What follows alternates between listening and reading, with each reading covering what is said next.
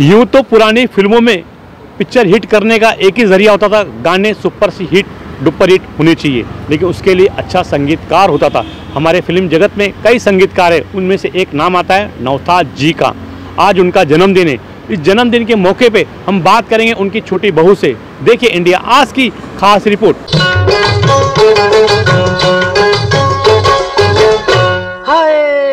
मेरे पैरों में है, मेरे पैरों में घुंघरू बंधा दे तो फिर मेरी चाल देख ले।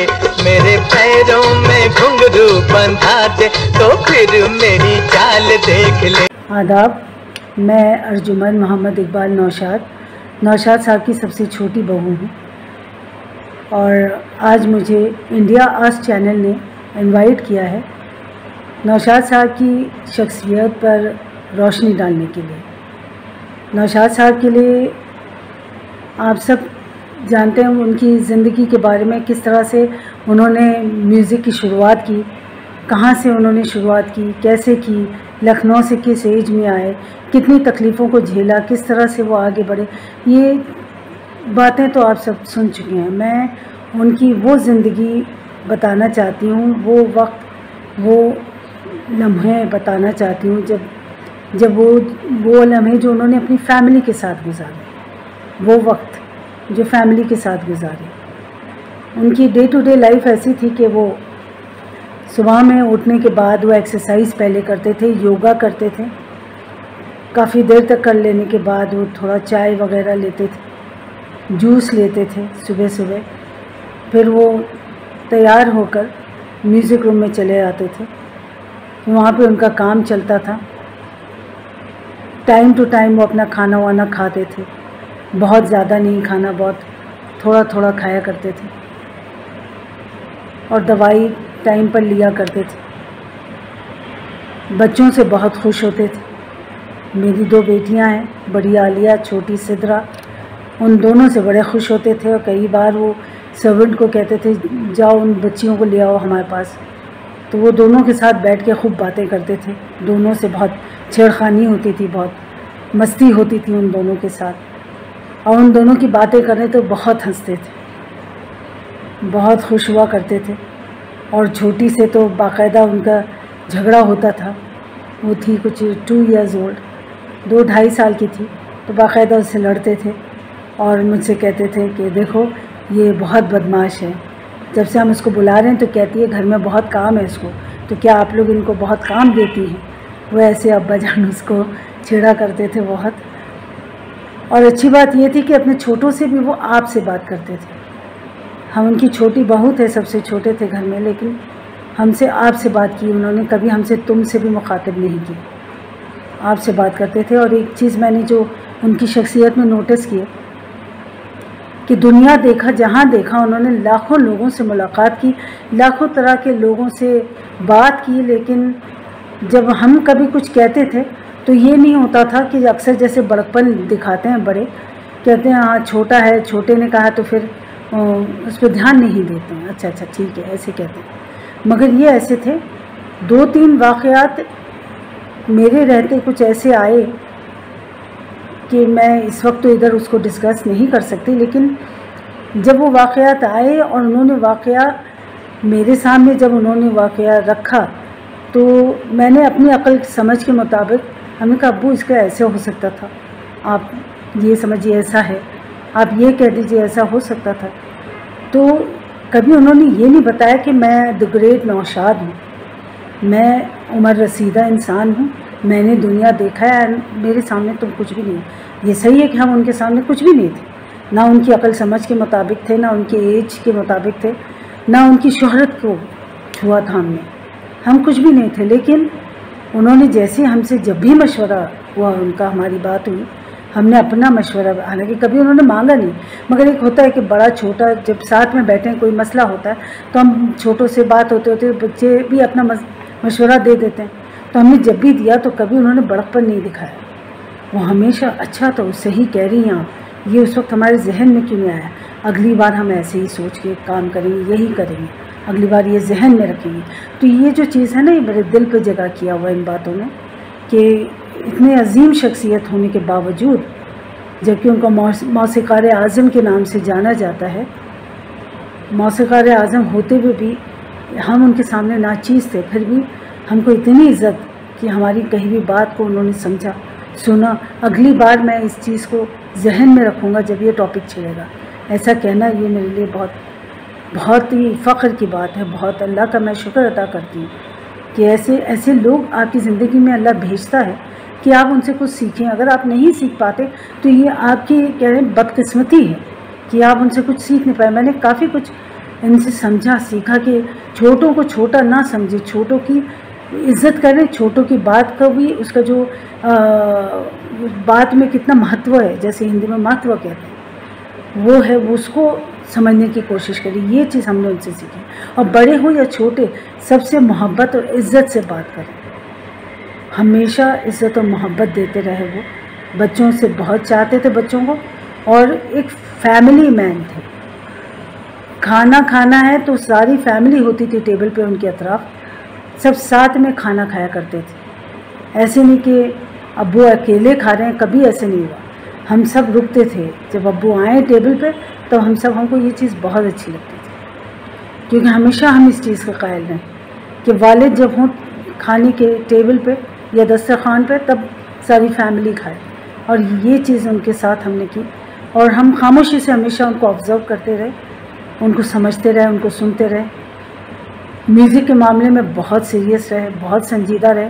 आखिरी दिनों में उन्होंने ताजमहल का म्यूज़िक दिया। मुग़ल आज़म दोबारा रिलीज़ हुई कलर में, तब उन्होंने इतनी मेहनत की उसके पीछे। बीमार थे मगर काम के वक्त काम, फिर बीमारी याद नहीं हुई। मैंने काम करना, मैंने जाना रिकॉर्डिंग स्टूडियो, मैंने अपना काम करना, वही उन्होंने किया। ताजमहल के भी गाने आज सुने, इतने खूबसूरत, इतने सूदिंग हैं।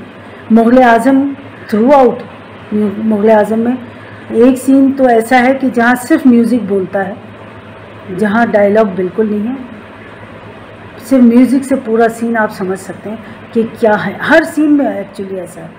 बादशाह जो अपना जाहो जलाल दिखा रहे हैं, वो म्यूज़िक बता रहा है कि उनके अंदर क्या जंग चल रही है। तो ये म्यूज़िक का जो है ना, बहुत खूबसूरत उन्होंने उसमें काम किया है, बहुत ज़बरदस्त काम किया है कि सीन समझ में आ जाता है इंसान को कि बादशाह के दिल में क्या चल रहा है। जो सलीम है, शहज़ादा सलीम, वो कितना दुखी हो रहा है, कितना बगावत में डूबा जा रहा है, म्यूज़िक बताता। उनके चेहरे के एक्सप्रेशन तो हैं, लेकिन म्यूज़िक उनके जो डेप्थ है, उसकी तकलीफ़ की जो, वो सब बताता है। और ये काम उनका, मैं कहती हूँ, मैंने और किसी फिल्म में ये चीज़ देखी नहीं, ना आगे देख पाऊँगी। इतना खूबसूरत म्यूज़िक उनका, गाने भी इतने प्यारे। और एक बार का किस्सा मुझे याद है कि वो गज़लें लिख रहे थे, अपने एक दीवान उनका छपने वाला था, उसके लिए उन्होंने पूरी इतनी मोटी फाइल थी। उन्होंने मेरे मियाँ से कह दिया कि उनका नाम इकबाल है, कहते हैं प्यार से इक्कू कहते थे, कि इक्कू मुझे ये अच्छी खुशखत उर्दू में लिखवाना है, मैं हम किसको दे दें, कौन लिखेगा? तो इन्होंने झट से कह दिया अर्जुमन की हैंडराइटिंग बहुत अच्छी। तो उन्होंने मुझे बुलाया, कहा कि देखिए ये हमको फ़ाइल है, इसमें हमारी गज़लें हैं, इसको आपको अच्छे से लिख के मुझे एक फ़ाइल बना के देना। तो हमने कहा ठीक है, हम कर देंगे। हमने बिस्मिल्लाह किया, पूरी फ़ाइल उनको बना के दे दी। अब हमने सोचा भी नहीं था उसमें इतनी मिस्टेक्स निकल आएंगी। उन्होंने देखा, उन्होंने कहा देखो यहाँ शोशा जो है शीन का, ये छोटा हो गया, वो बड़ा हो गया, वहाँ एक नुक्ता रह गया, ये के नीचे जो ये दो नुक्ते हैं वो उसमें से एक रह गया, और ये आइन नहीं लग रहा है, ये मीम लग रहा है। वो हमने कहा अच्छा अब वो हम कर देते हैं। हमने दोबारा से किया, दोबारा तिबारा, मतलब करते ही चले गए। 13 टाइम्स हमने उसको करेक्शन किया। तब हमें अपनी एबिलिटी का पता चला कि अर्जुमन बनाती, इतना खुश होने की ज़रूरत नहीं है, खुशखत लिख रही हो, मगर कितनी हज़ार मिस्टेक्स हैं। देखो वो अब्बू को नज़र आई, मतलब मुझे नज़र नहीं आती थी। 1000 बार देखी कहीं मिस्टेक ना हो जाए, अब्बू देख लेंगे, दोबारा लिखवाएंगे। मगर वो अब्बू के पास जाती थी वो फाइल, और अपने सारे भेद खोल देती थी, और वो कहते थे देखो अर्जुमन यहाँ ये गलती होगी, वहाँ वो गलती होगी। हमने कहा जब 13 बार लिख कर कम्प्लीट हुआ, तो हमने कहा अब्बू एक बात कहें, गुजारिश से आप बुरा ना मानिएगा। हमने कहा अब्बू 13 बार लिख लिया हमने, और अब भी इसमें कोई ना कोई मिस्टेक निकल आएगी। तो उन्होंने कहा प्लीज़ इस बार माफ़ कर दीजिए। 13 टाइम्स हमको तो याद हो गई आपकी गज़लें लिखते लिखते। तो वो बहुत खफीफ सी मुस्कुराहट के साथ उन्होंने कहा ठीक है। हमने कहा देखिए जो कातिब है, किताबत जो करेगा उसको पता है कि कहाँ शीन है, कहाँ ऐन है, कहाँ मीम है, वो बराबर आपकी शेर लिखेगा, आप फिक्र मत करिए, आप दे दीजिए। फिर उसी तरह से फिर वो उनकी 8वां सुर वो दीवान छपा, लोगों ने पसंद भी बहुत किया। उसकी गज़लें भी, चंद गज़लें उन्होंने एक कैसेट भी बनाया। तो वो साहब जिनका वो म्यूज़िक था, जिन्होंने वो शुरुआत की थी उस फिल्म के म्यूज़िक की, वो रहे नहीं।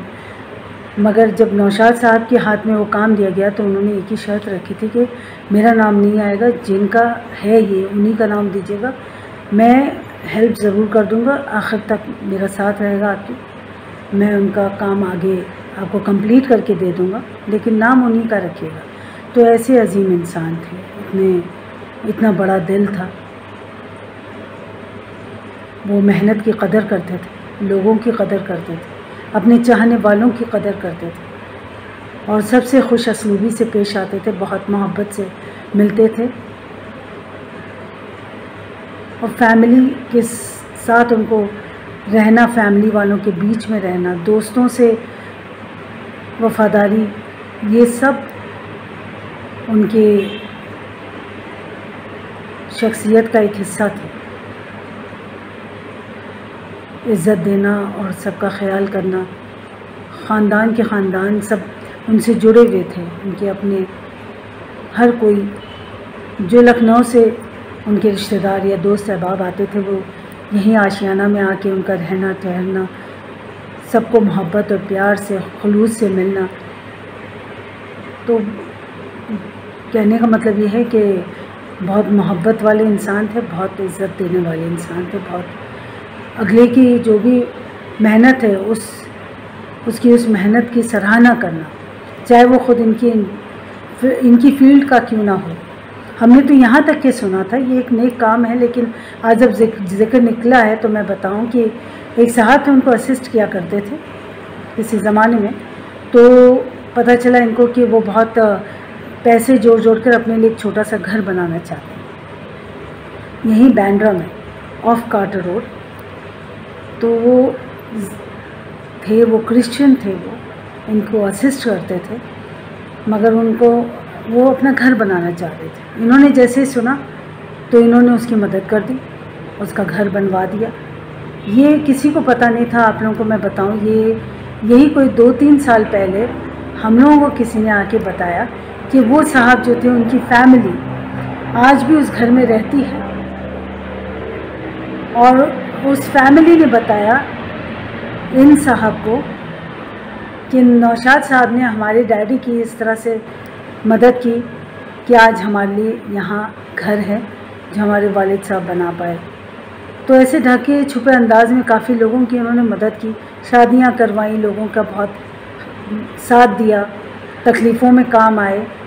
तो ऐसे लोग बार बार नहीं आते दुनिया में, ऐसे जो खामोशी में लोगों की मदद कर जाते हैं, खामोशी में लोगों को इज़्ज़त के उस पायदान पर बिठा देते हैं कि पता भी नहीं होता लोगों को कि किसने इनको ये मौका दिया कि आज ये इस जगह पे आकर खड़े हुए हैं। जगह देने वाले नौशाद साहब जैसे लोग जो हैं वो सामने आते ही नहीं, मदद करके पीछे हट जाते हैं। तो मैं बहुत खुशकिस्मत ख़ुद को समझती हूँ कि ऐसे इंसान को मैं अब्बू कहती रही, अब्बा जान कहती रही। मेरे लिए बहुत मेरे माबूद का करम है, ये उसी का करम है कि मुझे इतने अजीम इंसान की बेटी बनाया उन्होंने। बहू भी बेटी की जैसी होती है और मैं अपने आप को फ़ख्र महसूस कर। रफ़ी साहब से भी जैसे वो जब भी सुना, उनसे भी सुना तो बहुत चाहते थे उनको, और मेरा अपना अंदाज़ा यही है कि उनको लगता था कि जैसे वो गवाना चाहते हैं रफ़ी साहब बिल्कुल वैसे गा पाते हैं। क्योंकि आप लोग रफ़ी साहब के गाए हुए अब्बू के, नौशाद साहब के गाने जब सुनेंगे तो सुनने में इतने आसान लगते हैं आप हर कोई गा लेगा, लेकिन वो इतने मुश्किल गाने सीधे सीधे चले जा रहे हैं। सडनली आवाज़ रफ़ी साहब की एकदम ऊंची हो जाती है, फिर वो नॉर्मल रेंज में आ जाती है। वो ऐसे बहुत मुश्किल, मतलब मैं अगर अपनी बात कहूँ, मैं बिल्कुल म्यूज़िक की शैदाई हूँ, म्यूज़िक मुझे पसंद है, अच्छे गाने मुझे रफ़ी साहब के, नौशाद साहब के मुझे बहुत पसंद है। मैं हमेशा कोशिश करती हूँ कि मैंने ये रफ़ी साहब वाला ये अब्बू का गाना मैंने गाना है, और हमेशा मैं फ़ेल हो जाती हूँ। मैंने चूँकि सीखा नहीं, ये बात है कि सीखा नहीं, लेकिन दिल में एक चाहत है कि मैं ये गाना गाऊँ और मैं कोशिश करती रहती हूँ। और मेरी मियाँ को मैं हमेशा चैलेंज करती हूँ, देखिए हम ये गा के बताएंगे, और मैं करती रहती हूँ कोशिश। ये बहुत मुश्किल से कई बार मैं उसमें थोड़ा बहुत कामयाब हो पाती हूँ, वरना मैं नहीं हो पाती। अब्बू के ज़माने में मैं सोचती हूँ मैंने गाया होता तो शायद वो मुझे काफ़ी करेक्ट करते, मगर उस वक्त एक लिहाज था, एक शर्म आती थी, झिझक थी। हमारी अम्मी हमेशा कहती थी कि नौशाद साहब को तुम अपने अब्बा जान को क्यों नहीं सुनाते, तो हमको झिझक हुआ करती थी। एक बार हम लोग पार्टी में गए, मतलब पिकनिक पर गए थे, तो वहाँ अब्बू अंदर जाके, यहाँ से ट्रैवल हुआ था, नासिक की तरफ गए थे, वो अंदर जो है वो डाक बंगलों में अंदर जाके वो लेट गए थे। बाहर अंताक्षरी चल रही थी सारी फैमिली की, उसमें हमने एक गाना गा लिया लता बाई का। तो हम तो बस गाते चले गए, इतने में हमारी ननद आई मुस्कुराते हुए, बड़ी बेटी उनकी। तो हमने जब उनको देखा कि अब्बू के कमरे से निकल आई, हमने कहा या अल्लाह, ज़रूर अब्बा जान ने कहा होगा कौन गा रहा है बेसुरा। तो उन्होंने आके हमारे कान में कहा कि पता है आपको, आप गा रही थी, अब्बा जान ने कहा कि आप बहुत अच्छा गा रही हैं, ये कौन गा रहा है? तो हमने कहा अर्जुमन। तो कहा बहुत सुर में गाती हैं। और वो उनका बड़कपन देखिए, मुझे इतना दिल को छूने वाला लगा। वो घर आने के बाद भी वो हमारे कमरे में आए और मेरे मियाँ से कहा कि इको आपकी दुल्हन बहुत अच्छा गाती है, बहुत सुर में गाती है। तब से मेरा दिमाग कुछ ज़्यादा ही ख़राब हो गया कि भाई मैं गा सकती हूँ। तब से कुछ ज़्यादा ही गाने लगे हम, और बहुत अच्छा लगा, लेकिन उनको सामने से जाकर कभी सुनाने की ज़रूरत नहीं की। तो मैं आज भी सोचती हूँ कि ये भी उनका बड़कपन है कि अगले को कितनी इज्जत दिया करते थे। कभी अगले को महसूस नहीं किया करवाया उन्होंने कि आप छोटे हो, आप कमतर हो, मैं आपसे ऊंचा, मैं आपसे बड़ा, नेवर, कभी भी नहीं किया उन्होंने। ये हमेशा कद में छोटा हो, चाहे वो अपने हालात से छोटा हो, चाहे इनके बराबर ना हो। खैर इनके म्यूज़िक में इनके बराबर मैं नहीं समझती कोई होगा, मगर आइंदा भी नहीं हो सकता। इतना प्यारा म्यूज़िक इन्होंने दिया है कि आज भी लोग इतने दिल से सुनते हैं, इतने चाहने वाले हैं, इतने फ़ैन हैं इनके। इतने ऊंची कद होने के बावजूद भी वो अपने छोटों को सराहते थे, इज़्ज़त देते थे, उनको आप भी कुछ कर सकते हो ये एक हिम्मत देते थे। तो बहुत अच्छी शख्सियत के इंसान थे वो। मैं किस्मत वाली हूँ, मैं मेरे माबूद की बहुत शुक्रगुज़ार हूँ कि